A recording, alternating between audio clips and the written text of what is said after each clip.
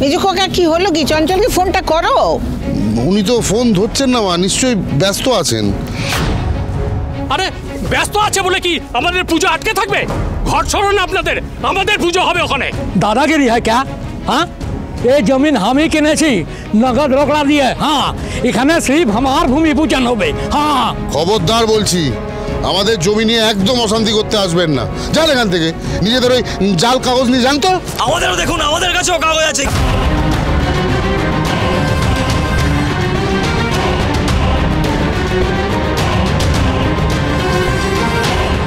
আপনারা দেখছেন আচমকাই তেজ বেকারি জমি নিয়ে ডিসপুট তৈরি হয়েছে। এক জমির 3 দাবিদার একসঙ্গে হাজির। এই জমি আসলে কার তা এখনো কিচ্ছু বোঝা যাচ্ছে না। কি হচ্ছে কি সব? হ্যাঁ, সব চুপ করুন, কোনো ঝামেলা হবে না এখানে, সবাই চুপ। অফিসার, আমি তেজ বসু মল্লিক। এই জমিটা আমাদের, মানে তেজ বেকারির। আমাদের কাছে একদম ডকুমেন্টসগুলো আছে, কিন্তু এনারা বলছেন জমিটা নাকি এদের। মেজকা, তুমি ওদের ডকুমেন্টস দেখাও তো। অফিশিয়াল ডকুমেন্ট আছে আমাদের কাছে। স্যার আমাদের কাগজটাও দেখুন স্যার। তা কি করে হতে পারে আমি বুঝতে পারছি না। सर ये मेरा कागज भी है, देख लीजिए जरा। हाँ, অরিজিনাল ডকুমেন্টস কিন্তু আমাদের কাছে আছে। এই সব কটা কাগজই জাল।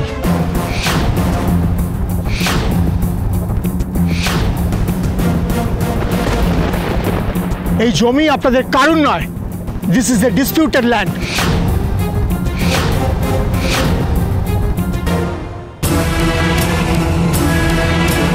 এইবার প্রবলেম সলভড। বাপি শুধু জমির ব্যাপারটা বুঝে নেবে, আর আমি চুরির ব্যাপারে কিচ্ছু জানি না বলে সাধু হয়ে থাকবো। ব্যাস, তোরও লাইফ সেট ঝুম্পা। এটা কি বলছেন আপনি? আমরা সত্যি কথাই বলছি। আপনারা জানেন না যে এই জমি নিয়ে বহু বছর ধরে ঝামেলা চলছে। এই জমি কারুর হতেই পারে না যতক্ষণ না পর্যন্ত কোর্টে এই কেসের মীমাংসা হচ্ছে। This is a disputed land.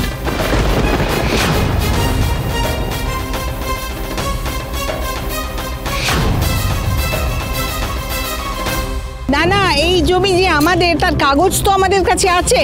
সবটাই ভুয়ো। আপনারা তো নিজেদের চোখেই দেখলেন যে আপনাদের মতন আরো অনেকে এই জমি তাদের নিজেদের বলে কাগজ পেশ করছে। না না অফিসার, আপনাদের কোথাও একটা ভুল হচ্ছে। চঞ্চলবাবু আমাদের বাড়ির বউ, মানে ঝুম্পার বাবা। উনি আমাদের এভাবে ঠকাতে পারেন না।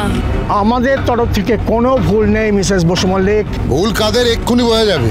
আমি মিস্টার চঞ্চলকে এক্ষুনি ফোন করছি, ওনার থেকেই আপনারা জেনে নেবেন। হ্যাঁ মেজকা, ফোন করো তো।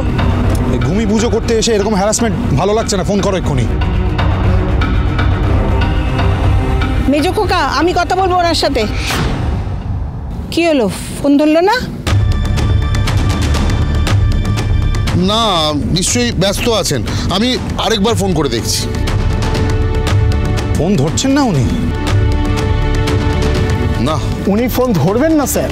এরকম কেস এর আগেও হয়েছে। যতগুলো তিথি ছিল ততগুলো তিথিতেই এরকম ঝামেলা হয়েছে। সব তিথিতেই 2-4 জন করে জমি ক্রেতা এখানে পুজো করতে এসছে। আপনি কি বলছেন অফিসার? তাহলে তাহলে এই জমি উনি কতজনকে বিক্রি করেছেন? সেটা তো চঞ্চলবাবুই জানেন।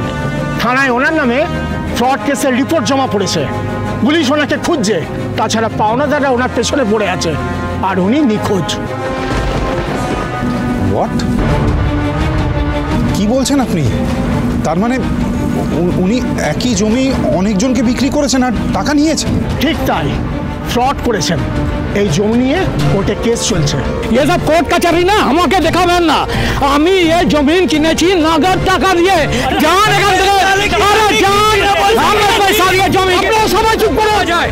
আপনারা শুনলেন না এই জমি নিয়ে ডিসপিউট চলছে? আরে মেরা পাস কাগজ। আপনারা এখান থেকে যান। আরে কাগজ আপনারা বোকা বনে গেছেন।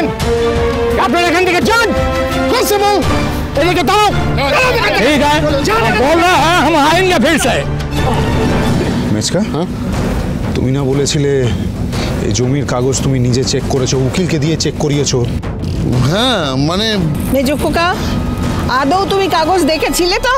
মা, আসলে ওনারা নিজেদের লোক, হালকা আত্মীয়, তাই মানে এইরকম বোকামি তুমি কি করে করতে পারো? মা, আমার মনে হয় কোনো ভুল হচ্ছে। বাবা, কোনো ভুল হচ্ছে না। দেখলে তো, এই জমিটা পাওয়ার জন্য তুমি আমার জীবনটা নষ্ট করলে। জমিটাও পেলে না।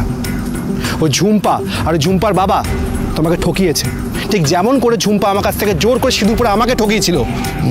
এটা হতে পারে না অফিসার, শুনুন এটা একদম ভুল হচ্ছে। আমি আমার বৌমাকে ফোন করছি। কেউ আসার আগে বিপ্লয়ের সিস্টারের আলমারিটাকে ফাঁকা করে দিতে হবে, আর বাপিকে এই জুয়েলারিগুলোকে তুলে দিতে পারলে টেনশন ফ্রি হয়ে যাবে। আবার কে কল করলো? Father in law. নিশ্চয়ই সব ধরা পড়ে গেছে, তাই যাচাই করার জন্য আমাকে কল করছে। আমার কাছে তো বেশি সময় নেই।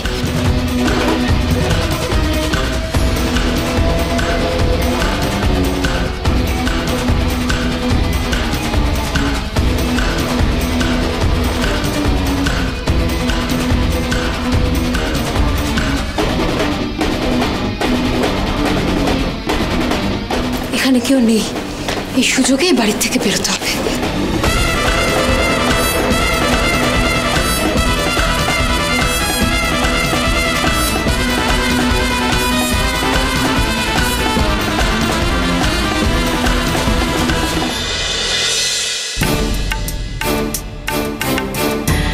আমি তো কখনোই সবজি কাটিনি, কিভাবে কাটতে হয় সেটাও তো জানি না।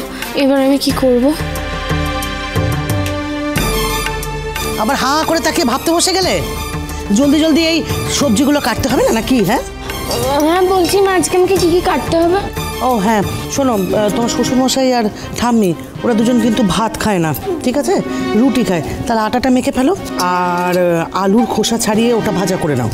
ও হ্যাঁ, এঁচোড়টা করতে হবে। আরে এটাই তো উদ্ধার করো, তারপরে পরেরটা পরে দেখা যাবে।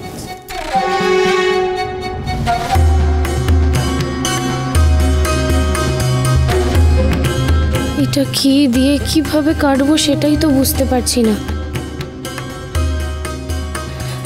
এটা দিয়ে ট্রাই করব।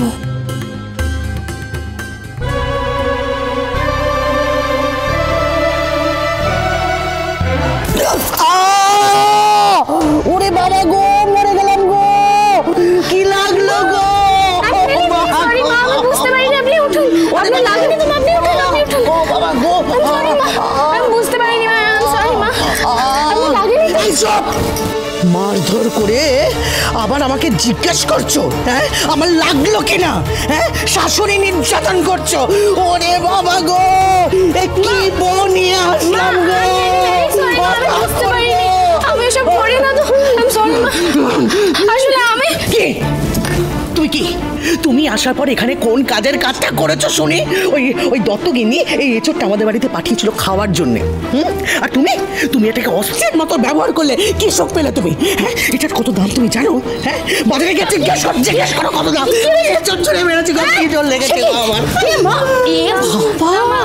আসলে আমি কখনো সবজি কাটিনি তো, তাই জন্য আমি জানি না। আর কোনোদিনই ভুল হবে না। ও বাবা, এই মেয়ে তো দেখছি কিছুই পারে না, কিছুই জানে না। তা বলি, বাড়িতে যখন মা কাকিমারা রান্না বান্না করছিল তখন একটু হাতে হাতে করে দিলে তো এই দিনটা দেখতে হতো না। যত সব। সরো, আমি সবজি কেটে দিচ্ছি। মা তুমি চিন্তা করো না। আর হ্যাঁ বলছি, আটা মাখতে পারো তো নাকি সেটাও পারো না? হ্যাঁ আমি পারি, মানে আমি পারবো। এই যে টিনা এক্ষুনি খাবার খাবে, তার জন্য একটা ডিমের পোচ অথবা অমলেট করে রাখবে, বুঝেছো? বাবা গো, কি জোরে লাগলো গো। দেখো দেখো দেখো, চালগুলোকে পুরো ধ্বংস করেছে। হায় কপাল রে। ভেবেছিল ড্যাং ড্যাং করে এখানে এসে জুটবেন আর আমরা ওনাকে রেঁধে বেড়ে খাওয়াবো, ওনার খিদমত খাটবো। এবার হারে হারে বুঝবে খিদমত খাটানো কাকে বলে। যাক বাবা, ডাক্তার বলেছে মা আর বাচ্চা দুজনেই ভালো আছে। হ্যাঁ, এটা শুনে না খুব শান্তি হয়েছে। কিন্তু ডাক্তার কিন্তু আরেকটা কথা বলেছে যে সাবধানে থাকতে হবে, কোনো রকম অনিয়ম করা চলবে না। কেমন? চলছে না? এদিকে দেখ মা, আমি না বুঝতে পারছি তোর মনের অবস্থা এখন কি, কিন্তু মা তোকে তো এটা বুঝতে হবে যে এখন তুই একা নোস, তোর শরীরের মধ্যে আরেকটা প্রাণ বড় হয়ে উঠছে। ও মা, তার কথা ভেবে অন্তত নিজের একটু খেয়াল রাখ তুই।